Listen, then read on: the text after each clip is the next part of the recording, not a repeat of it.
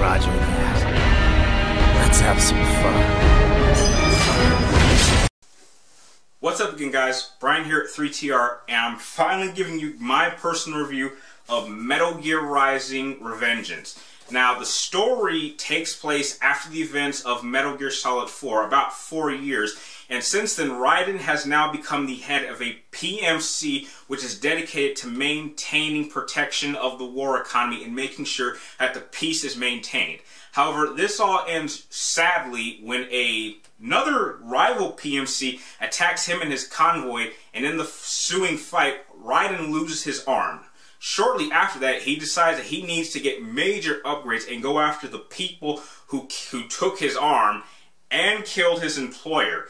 And in terms of story, without spoiling much, that's all you really need to know going in. The gameplay is really the highlight of this game because it's very fast-paced and it's definitely a major departure from the original espionage stealth. Although there are a couple of moments in this game that you can use stealth, it's really not recommended. Now, for those who are fans of hack-and-slash games, it works just like you would expect. The square button, if you're playing on PlayStation 3 like I did, is for light attacks. Triangle uses heavy attacks. You can link them together. The X button is jump. The circle button really doesn't do much. However, the best addition to this game is the addition of, I can't pronounce the name, but it's like a slow-mo button that allows you to slow down time and cut your enemies in any which way you want. And in boss fights, this is exceptionally important because you'll have to cut specific pressure points in order to activate QuickTime events to kill your bosses. Now, another addition to the gameplay is the music.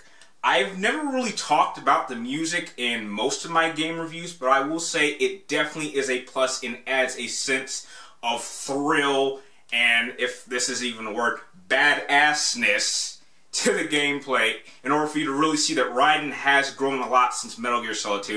And I'm sorry, the sun's going down, that's why the lighting is changing.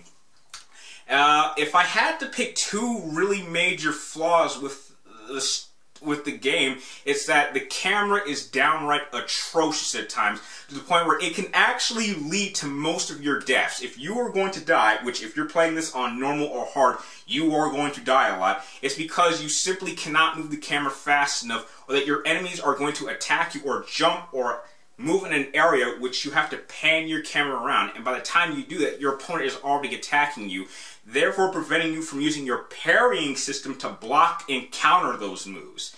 And another major gripe, in my opinion, is that the story really does ruin Metal Gear Solid 4. Now, a couple of reviewers who I've seen actually say that it doesn't harm the overall story of Metal Gear Solid, but it does. And I'm going to explain right now why.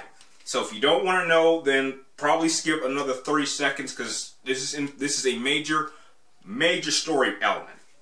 Apparently, taking down the Patriot system in Metal Gear Solid 4 actually makes the war economy worse, because now all the remaining PMCs are now simply taking over their region and running it however they see fit.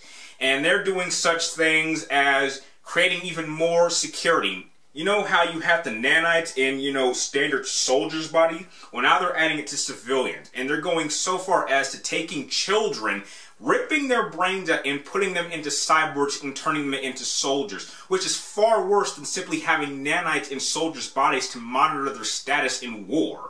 So, in actuality, if Solid Snake hadn't done anything in this, things would actually be better with the Patriots still in power. And that is just downright insulting, because the Patriots are really the driving force throughout the entire Metal Gear Solid series, and that is something I cannot forgive. And it is clearly a statement that Hideo Kojima really did not have a part in writing this script. I hope I'm not wrong on that. But despite these two major flaws, this is still a great game, and I would happily recommend this to anyone who is a fan of hack-and-slash games like Devil May Cry, Bayonetta, or God of War, which is why I'm happy to give Metal Gear Rising an 8 out of 10. It's definitely worth the buy if you're a fan of hack-and-slash. If you're a big Metal Gear Solid fan like I am, just pretend like it doesn't have any ties to the original series, because that will piss you off in the 6 hours that this game lasts. If you like this game review, please like, comment down below, and please subscribe to keep track of me in my future video game and movie reviews. And like always, Thank you guys for watching, and I'll see you next time.